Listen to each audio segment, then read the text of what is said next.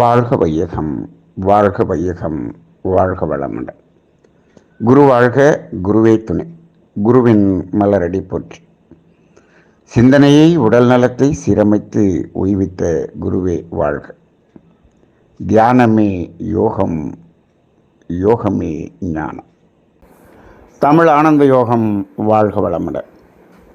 இன்றைய சிந்தனை தலைப்பு உரசல். உராய்வு என்று ஒரு வார்த்தை நாம் பயன்பாட்டில் சொல்லிக் கொண்டிருக்கிறோம். சாதாரணமாக நடைமுறை பழக்கத்திலே உரசல் என்று சொல்லுகிறோம். இது உரசல் என்று இருக்க வேண்டும் என்று சொன்னால் அங்கு இயக்கம் என்று ஒன்று இருக்க வேண்டும். இயக்கம் இல்லாமல் உரசல் என்ற வார்த்தைக்கு அங்கு வேலையே இல்லை. இப்போது எங்கு உரசுகிறது? இப்போ உரசல்னொன்னே நமக்கு சாதாரணமாக எப்படி தெரியும் என்று சொன்னால், இரண்டு இயக்கங்கள் உரசிக்கொள்கிறது என்பதைத்தான் நாம் உரசல் என்று பார்க்கிறோம். பொதுவாக அப்படித்தான் பார்த்து கொண்டிருக்கிறோம். ஒரு வாகனம் செல்கிறது, இன்னொரு வாகனம் எதிர் திசையில் வருகிறது, இரண்டும் உரசிக்கொண்டது. அப்போ இரண்டு இயக்கங்கள் உரசிக்கொள்கிறது என்று பார்க்கிறோம்.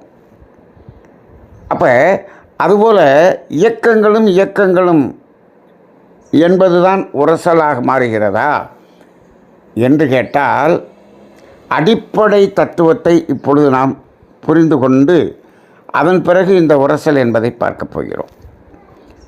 இப்போது இயங்கக்கூடியது ஒன்று என்று வைத்துக்கொள்ளுங்கள், இயங்காமல் ஒன்று இருக்கிறது என்று வைத்துக்கொள்ளுங்கள். அப்பொழுதும் உரசல் ஏற்படும் அல்லவா? இரண்டு கார்கள் உரசிக்கொண்டது என்பதும் இரண்டு இயக்கங்கள் உரசிக்கொண்டதாக தெரிகிறது. சரி, இப்போது ஒரு கார் ஓடிக்கொண்டிருக்கிறது. அது ஓரத்தில் போய் ஒரு சுவற்றில் உரசி விட்டது என்று வைத்துக்கொள்ளுங்கள். சுவர் இயங்கி கொண்டிருக்கிறதா, இயங்காமல் இருக்கிறதா? சுவர் இயங்காமல் இருக்கிறது. அப்போ இயங்காமல் இருந்தால் அந்த சுவற்றில் போய் உரசி விட்டது அப்படின்னு வச்சுக்குவோம். இப்போ இந்த ரெண்டு இயங்கக்கூடிய கார் உரசினதுக்கும் இந்த செவரில் உரசினதுக்கும் விளைவு என்ன? ஒரே மாதிரி தானே இருக்கும். ஆம், ஒரே மாதிரி தான் இருக்கிறது. இப்போது இந்த இடத்துல நம்ம பார்க்க வேண்டியது என்னென்னா, இரண்டு இயக்கங்கள் உரசினாலும் அங்கு அந்த உரசலின் போது அங்கு ஏதாவது ஒரு வெளிப்பாடு தோன்றுகிறதா என்று பார்த்தால் தோன்றும். இரண்டு வேகமான இயக்கங்கள் உரசும் பொழுது அங்கிருந்து ஒரு தீப்பொறி போல் அங்கே வெளிப்படுவதை பார்க்கிறோம். தீப்பொறியாக அங்கு அந்த உரசுகிற நேரத்தில் தோன்றுவதை பார்க்கிறோம். இப்போது அதை புரிந்து கொள்வது தான் நாம் இப்போ அடிப்படை உரசல் என்பதை உணர்ந்து கொள்வது. இப்போது இயக்கம் என்று இருக்கிறது என்று சொன்னால் அந்த இயக்கம் எங்கு இயங்குகிறது என்று ஒரு கேள்வி நாம் கேட்க வேண்டியிருக்கிறது. இப்போ ரோட்டில் பஸ்ஸு போகுது, வாகனங்கள் போகிறது, ரோடு அசையாமல் இருக்கிறது. அந்த அசையாமல் இருக்கக்கூடிய ரோட்டில் இந்த வாகனங்கள் அசைந்து கொண்டு செல்கிறது என்று பார்க்கிறோம். இப்போது அடிப்படையாக அசைவு இயக்கம் என்று இருக்க வேண்டும் என்று சொன்னால், இயங்காத ஒன்று இருந்தால்தான், அந்த இயங்காத ஒன்றில்தான் அந்த இயக்கம் என்பது நடைபெற முடியும். இப்போ இதை முதல்ல நம்ம உணர்ந்து கொள்ள வேண்டும். இயங்காமல் ஒன்று, இயக்கமற்ற ஒன்று இல்லை என்று சொன்னால் அங்கு இயங்குகிற ஒன்று இருக்க முடியாது என்பது அடிப்படையான காந்த தத்துவம். இப்போது இதைத்தான் சக்தி, சிவம் என்று சொல்லியிருக்கிறார்கள். சக்தி என்பதை இயக்கம் என்றும், சிவம் என்பதை இயக்கமற்றது என்றும் சொல்லுகிறோம். இப்போது சிவம் இல்லாத சக்தி இருக்கிறதா என்று கேட்டால் இருக்க முடியாது என்று சொல்லுகிறோம். சக்தி இல்லாமல் சிவம் இருக்குமா என்றால் இருக்கும். அப்போ இப்போது இந்த உரசல் என்பதை உணர்ந்து கொள்வதற்கு நாம் அடிப்படையாக இயக்கம் என்பது எங்கு தோன்றியதோ அங்கிருந்து அதை பார்ப்போம். அடிப்படையாக இந்த பிரபஞ்சம் இயங்குவதற்கு முன், இந்த பிரபஞ்ச இயக்கமே தோன்றுகிறதுக்கு முன்னாடி என்ன இருந்தது என்று கேட்டால் என்ன சொல்லுவோம்? இயக்கமற்ற வெளி இருந்தது என்று சொல்வோம். அங்கே அசையாத வெளி இருந்தது என்று சொல்வோம். அதைத்தான் அசையாத சுத்த வெளி என்று சொல்லுகிறோம். அப்போ அசையாமல் இருந்த அந்த வெளிதான் அசைந்தது. இப்போது அசையாத வெளி இருக்கிறதே, இது மையத்திலே அது தன்னிடம் இருக்கக்கூடிய இன்ஹெரண்ட் ஃபோர்ஸ் என்று சொல்லக்கூடிய பேராற்றல் என்ற ஒரு சூழ்ந்தழுத்தும் ஆற்றல், அது மையத்தில் அழுத்தும் போது இந்த அசையாமல் இருந்த வெளி இருக்கிறதில்ல, அதுதான் அசைகிறது. இப்போது அசைவது வேறு அசையாதது வேறு என்று பார்க்க முடியாது. அசையாததிலிருந்து அசைவது வந்தது என்று சொல்லலாமா என்று கேட்டால் அப்படியும் சொல்ல முடியாது. அசையாதுதான் அசையக்கூடியதாக மாறியது. இதைத்தான் தன்மாற்றம் என்று மகிழ்ச்சி சொல்கிறார். அசையாமல் இருந்து தான் அசைகிறது என்று. இப்போது அசையாமல் இருந்ததிலிருந்து அசைகிறது வந்துருச்சு அப்படின்னு சொன்னால், அப்போ அது அசைகிறது அசைஞ்சுக்கிட்டே இருக்கணும். இப்போது அசையாமல் இருந்து தான் அசைந்தது என்று சொன்னால் அது மீண்டும் அசையாமல் இருக்கக்கூடிய வாய்ப்பு இருக்கிறது. அப்படி தானே? இப்போது ஒரு மின் விசிறி சுற்றாமல் இருந்தது, இப்பொழுது சுற்றுகிறது. இப்போது இன்னும் கொஞ்ச நேரம் கழிச்சு என்ன ஆகும்? அது சுற்றாமல் நின்றுவிடும். அப்போ இதில் நிலையானது எது? சுற்றுவது நிலையானதா, சுற்றாமல் இருப்பது நிலையானதா என்றால் சுற்றாமல் இருப்பது நிலையானது. அப்போ அதுபோல் அசையாமல் இருந்து தான் அசைகிறது என்று சொன்னால், இந்த அசைவது ஏதோ ஒரு காலத்தில் அசைவை நிறுத்திவிடும். அவர் அசைவை நிறுத்திவிட்டால் அது என்னவாக மாறும்? அதே சுத்த வெளியாக மாறிவிடும். அப்போ இப்போ இந்த இடத்துல இந்த அசையக்கூடிய முதல் பூதம் என்ற விண் சுழல்கிறது, அசைகிறது. எங்கு அசைகிறது என்று சொன்னால் அசையாத வெளியில் தான் அசைந்து கொண்டிருக்கிறது என்று சொல்கிறோம். அப்போ அது அந்த அசையாத வெளியில் ஒரு உராய்வை ஏற்படுத்தி ஒரு உரசலை ஏற்படுத்துமா, ஏற்படுத்தாதா? நிச்சயமாக ஏற்படுத்தும். ஏன்? அந்த அசையாத வெளிக்கு உள்ளாகத்தான் இது அசைகிறது. அப்போ அங்கே ஒரு உரசல் இருக்கும்.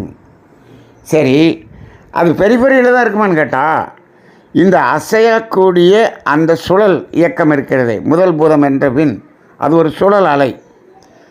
அதனுடைய மையம் அசையுமா என்று ஒரு சிந்தனை செய்து பார்த்தால், அந்த மையம் அசையாமல் இருந்தால்தான் இது அசையும். இதை புரிஞ்சுக்கிறதுக்கு தான் நம்ம சைக்கிளோடைய வீலை பற்றி இந்த சிந்தனையில் சொல்லப்பட்டிருக்கிறது. இப்போ நீங்கள் சாதாரணமாக புரிஞ்சுக்கிறது பாருங்கள். சின்ன வயசில் நம்ம காத்தாடி விட்டுருப்போம். ஒரு சின்ன தட்டைக்குச்சி எடுத்து அதில் ஒரு பனை ஓலையை வச்சு நடுவில் ஒரு முள்ளை குத்தியிருப்போம்.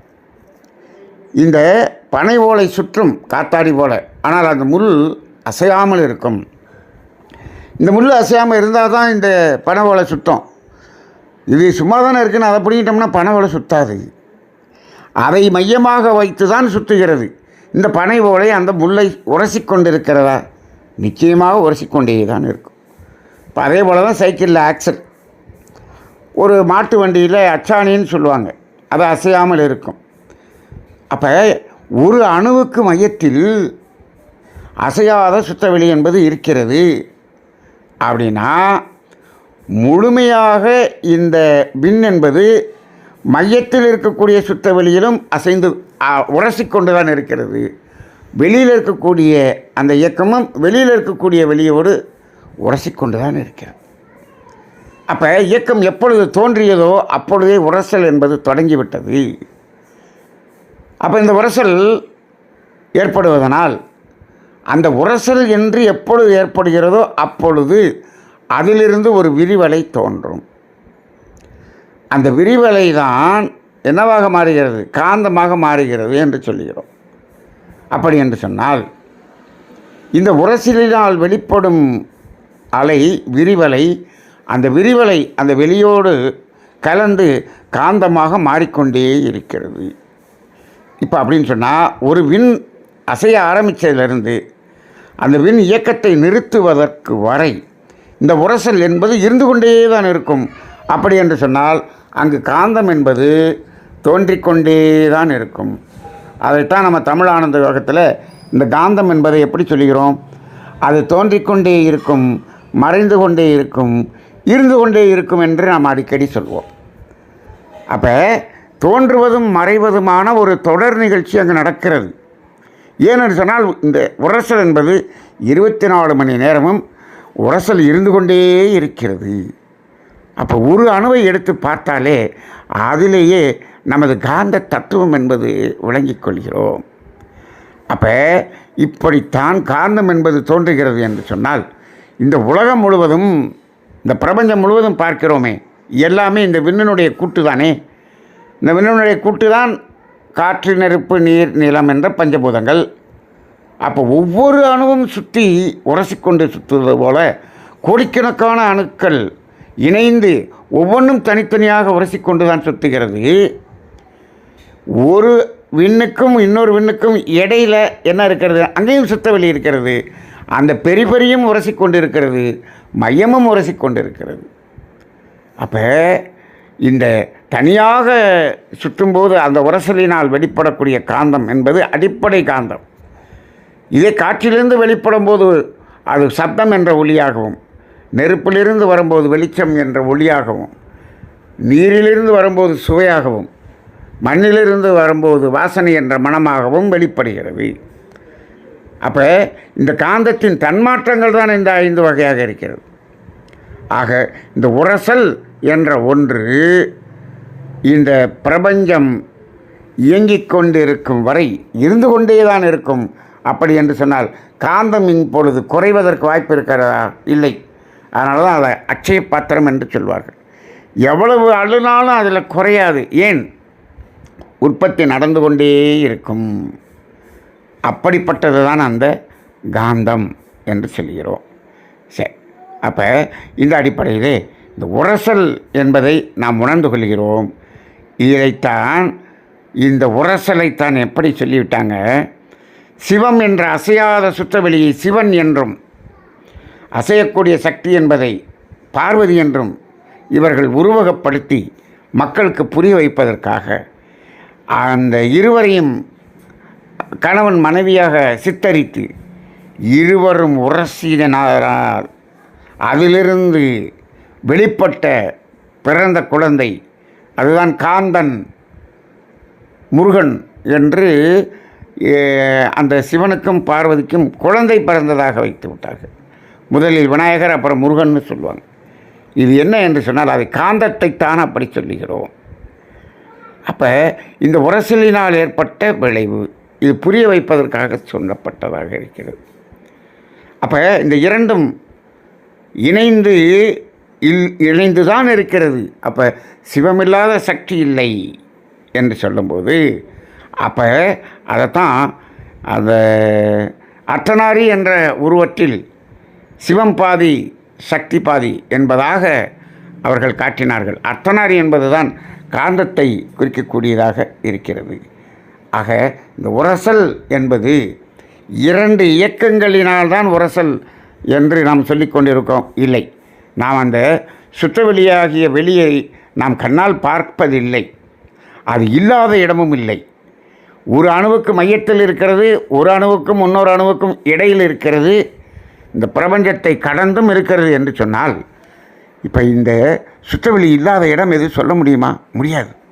ஆனாலும் எங்கும் நிறைந்தவன் என்று சொல்லுகிறோம். அது இயக்கத்துக்கு வந்தவுடனே எல்லாம் வல்லவன் என்று சொல்லுகிறோம். அப்போ அப்படிப்பட்ட அந்த இறை தத்துவத்தை உணர்ந்து கொள்ளும் பொழுது இயக்கம் என்று வந்த அந்த இறை தத்துவம் அது உரசல் என்ற அடிப்படையில் தான் காந்தம் என்று மலர்ந்து அந்த காந்தத்தை வைத்துத்தான் நமது வாழ்க்கை என்பதே அமைந்திருக்கிறது.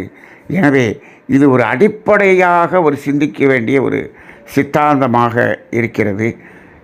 இந்த ஒன்றை புரிந்து கொண்டால் இறைவன் என்று சொல்லுகிறோமே, அந்த சிவம் என்று சொல்லக்கூடிய அசையாத சுத்தவெளியைத்தான் தெய்வம் என்று சொல்லுகிறோம்.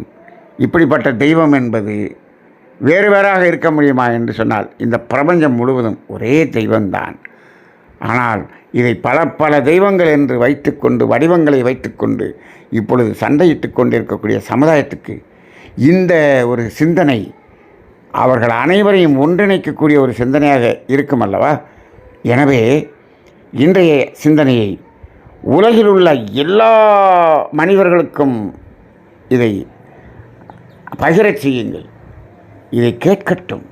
கேட்டு இந்த ஒரு உண்மை தத்துவத்தை உணர்ந்து கொண்டால் இந்த சண்டைகள், போர் இல்லாமல் மனிதர்கள் அனைவரும் ஒரு ஒற்றுமையாக வாழக்கூடிய ஒரு சூழ்நிலை உருவாகும் என்ற அடிப்படையிலே அனைவருக்கும் பகிர்வோம், ஆனந்தமடைவோம். வாழ்க வளமுடன்.